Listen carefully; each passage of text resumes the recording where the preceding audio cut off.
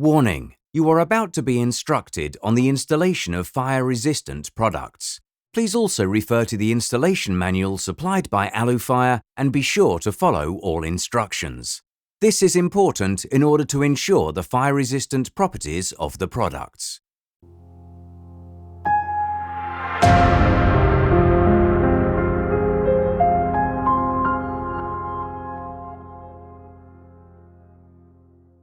Alufire Classic Line Doors Installation. Before installing the Alufire Classic Line system doors, check the dimensions of the installation opening. The opening in the masonry wall should be 20 to 30 mm wider and 10 to 30 mm higher than the external dimensions of the joinery. The walls of the reveal should be prepared vertically and horizontally, and the diagonals of the opening should not differ by more than 1 cm. The inner surfaces of the opening should be smooth and undamaged. Before starting installation, pilot holes should be drilled through the holes in all omega sheets placed on the outer parts of the frame. It is necessary to open the leaf and tilt the apron gasket. After inserting the door into the installation opening, level and align the structure and fix it using mounting chocks. Depending on the type of wall in which the structure is mounted, steel dowels with a diameter of 10 mm or steel screws with a thread along the entire length with a minimum diameter of 7.5 mm should be used. The length of fastening connectors should be selected in accordance with the Alufire certificates. Under the bottom hinge, it is necessary to permanently wedge the structure with the wall using the provided wooden pads.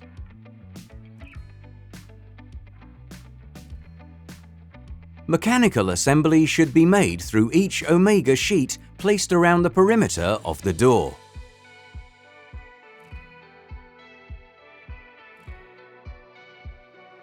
Before starting foaming, the wall should be protected against excess foam. The space between the frame and the reveal should be filled with fire-resistant expanding foam in accordance with Alufire certificates, or with mineral wool with a density of not less than 70 kg per cubic meter. Before installing the fillings, remove the glazing clips on the hinge side. On the hinge side, glue washers into the horizontal and vertical profile in the lower part of the door leaf. On the side of the lock, glue the washers in the upper part of the door leaf. In the lower part, place an auxiliary wooden pad that protects the glass pane during its installation in the structure. The labels on the glass panes dictate the way that the glass panes must be installed in the structure. After inserting a glass pane into the structure, install the glazing angles. It is important to leave a gap between the angles and the glass pane. This will make it possible for the glass pane to work properly during a fire. Lack of a gap means a wrong angle. Angles are selected to identically match the colors of the felt of factory-installed angles. Using wooden pads, adjust the gaps between the structure and the glass pane and the toe and heel of the door leaf, making its proper functioning possible. Before packing out, the auxiliary pad must be removed in the upper part of the door leaf. In the door leaves without crossbars, additional washers should be glued in the middle of the height. The gap between the washers and the glass pane should be 1 to 2 mm. Repeat the same steps for the second door leaf. After checking the correctness of opening the leaves, one may start to install the glazing clips and gaskets. The type of glazing gasket and its setting depends on the filling used. Gaskets should be cut with an allowance of more than 20 mm in order to avoid changes in the length of the gaskets due to temperature.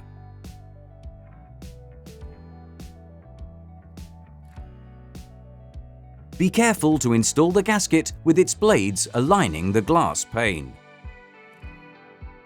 The doors shown in the video are equipped with guide rail closers with an integrated closing sequence controller.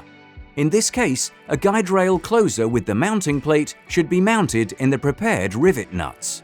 In other cases, the preparation of openings and mounting should be performed on the side in accordance with the instructions provided in each package. The guide rail closer should be mounted using rivet nuts and M5 bolts. Only use assembly plates for guide rail door closers.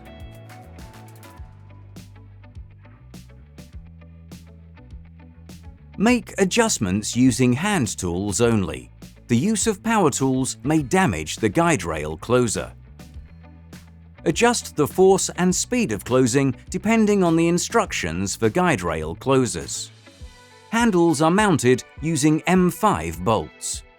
After completing the mounting of the handle, tighten the counterbolts with an Allen key and install rosettes. After the foam is cured, remove the assembly wedges and fill the gaps with expanding foam.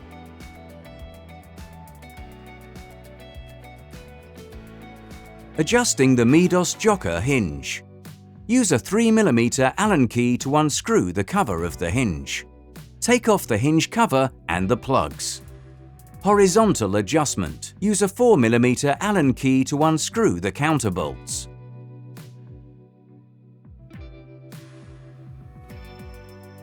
Use a 4mm Allen key to adjust the hinge to the desired position. Tighten the counterbolts. Vertical adjustment. Use an 8mm Allen key to unscrew the top counterbolt. Use an 8mm Allen key to adjust the hinge using the bottom bolt. Tighten the top counterbolt. Put the plugs and the hinge cover back on. And tighten them with a bolt on the inside. Adjusting the Wala WX hinge. Use a 3mm Allen key to unscrew the cover of the hinge and the counterbolt. Remove the plugs and the hinge cover. Horizontal adjustment. Using a 4mm Allen key, adjust the hinge. Vertical adjustment. Using a 6mm Allen key, unscrew the top counterbolt and adjust the hinge using the bottom counterbolt. Tighten the top bolt and put on the hinge cover with plugs. Tighten the counterbolt and tighten the hinge cover. Adjusting the Dr. Hahn Roland Band roller hinge. Vertical adjustment. Using a T25 Torx spanner, loosen all the mounting bolts on the side of the frame.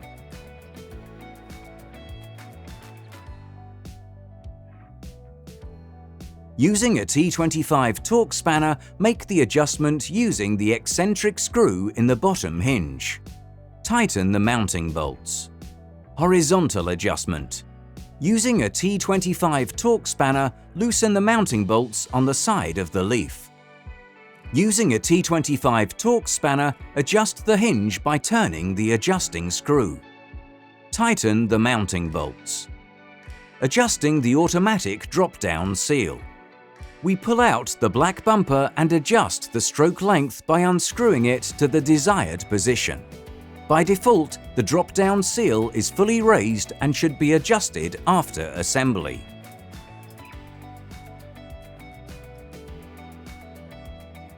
Mounting the floor catch of the automatic flush bolt.